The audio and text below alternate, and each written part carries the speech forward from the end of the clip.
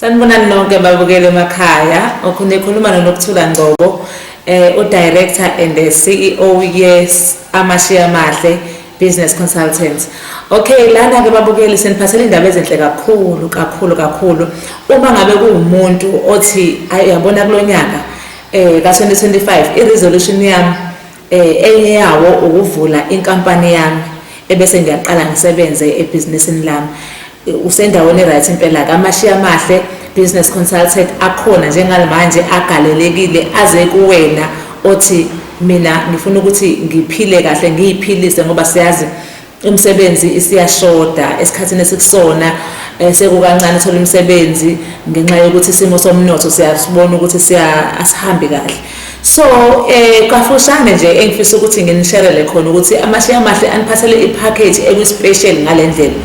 Okay, especially sesiphethe lana siphethe ispecial la sikwenzela khona ibusiness lakho sikuregister inkampani yakho sikureserve igama lenkampani ube khona i-memorandum of incorporation sikwenzele LBE certificate sikuvulele ne-bank account eli-right for your company elingabizi. So nje kuningi that we offer kaMashiya Mahle business consultant kodwa kubiza ukuthi wena ikuphi ekufisayo. So siyafisa ukuthi balubukeli ngithi sondelani ngampela ningayiyekeleli kuleli thuba because sine special esingqayizivele njengamanje esikhona eMashiya Mahle business consultants.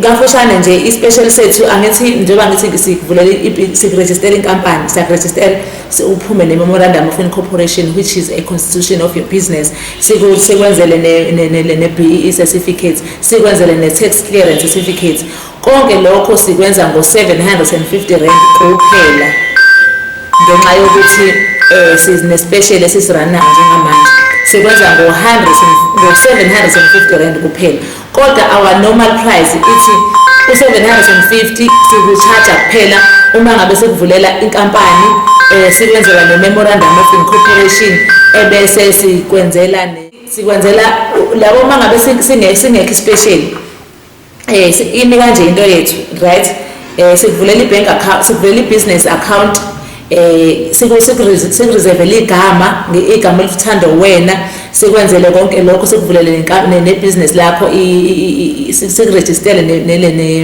ne-bank account ofuna choice yakho wena usho ukuthi ufuna liphi kodwa ke nathi siyaku-advise aMashiya Mahle ukuthi iliphi ibhenki eli-right ngoba ngenxa yama-interest because asifuni ukuthi sikwenze uvule i-bank account ezokwenza ukuthi ugcine kuyiyona ibhenki eselidla wena kodwa ubuwenza imali lower than that. So siyaku-assista with all that.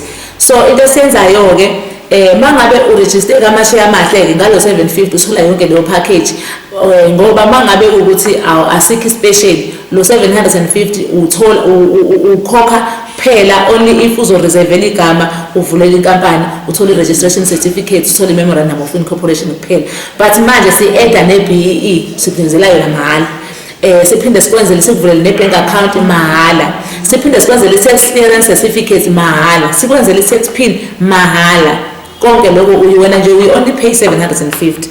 Okay, so esikwenzayo ke Mashiya Mahle asifani nezinye inkampani esihluke ngakho nje ukuthi asifani nezinye inkampani ziningi inkampani ezivula ama-business but aMashiya Mahle trust me asifani nabanye. Why? Kwenye inkampani ungabe ufika uzoregister business kwenzakalani ufika nje wena uzocela uregisterwa ukhiphe leyo mali yakho emva kwalokho sekuphelile. Kanti thina kaMashiya Mahle if i-business lakho uliregister kuthina asigcini ngokuthi sithathe imali yakho ngesikhathi uregister siphinde sikucathulise sihambe nawe sikunikeze support ukuthi okay now you have registered your business. Okay, what's the next step? You need to have a bank account. What's the next step? We need to apply CSD. What's the next step? You need to have a NAAA number so that you'll be able to register SSS yabo kwamasipala so that uzokwazi ukuthi ubone mangabe kukhona ama-tender akhona so that you'll be able to apply for lawo ma-tender akhona.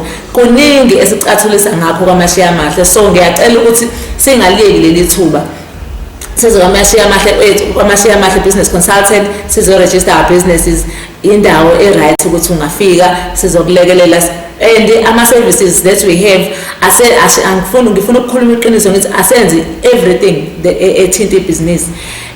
Khona esikwenzayo khona esingakwenzi, but ngenxa yokuthi si-affiliate sinamanye ama-companies that we working with, iy'nkampani esisebenzisana nazo esikwazi ukuthi lokhu thina esingafinyeleli khona bese wena siyakuthatha sikusa kubona, bona bakwenzele lokhu esingakwenzi khona. So you get everything ethinta ibhizinisi, ngabe ufuna u-CEO-ID, ngabe ufuna o-share certificates, ngabe ufuna i-PBO, whatever that you want, siyakwazi ukuthi sikusize kumashiya amahle company. So please ngicela usondele eduzane, ungaliyeki leli thuba leyinqazivele, especially sethu siyaphela by end of February. Please awungapheli February ungasenzile ilentuzana, ungasondelele kuthina ukuthi sikusize, because sikhonela for wena. Amashiya amahle ethu thina into esikholelwa kuyona ukuthi thola i-service oyidingayo bese thola ne-support. Thola i-service uthola i-support, konke ukuthola amashiya amahle business consultants. So ngicela ningalidedele lethuba, sondelani. For more information ningasithinta enambeni yethu ethi 083 952 6564. Usithinte kuleyo number. Uma ungasitholi kuleyo ungasithola kule ethi 083 865 3309. Mangabe futhi ungasitholi lapho, khulileka xhumana neNgwane TV, sisebenzisana kakhulu, sinobuhlobo obuhle, siyasebenzisana. So please tell them ukuthi nalo usizo engilidingayo, amashiya amahle business consultants angiwatholi, ngicela ungidirect kubona, sizokusiza anything ethinta ibhizinisi. Asingene nebhizinisini bakithi senze imali ikhona, idinga thina ukuthi sisukume senze imali, imisebenzi ayingathi noma ngabe uthi uyasebenza kodwa kube khona indlela owenza ngayo imali eceleni, ungadiphendeli emsebenzini, angathi umsebenzi musu kuphela bese uqala phansi ube ne-stress ukuthi ngaye laya, ukube kuthiwa nginenye indlela yokwenza imali, ngabe kungcono kulesi simo siney'ngane kuningi esidila nakho, imali siyayidinga. So while lento leyo yebhizinisi ungayibheki umuntu ongasebenzi, uyasebenza awusebenzi, but you need to have ama-multiple streams of income. So sikhona-ke ukulekelela. Siyabonga kakhulu nesithinta.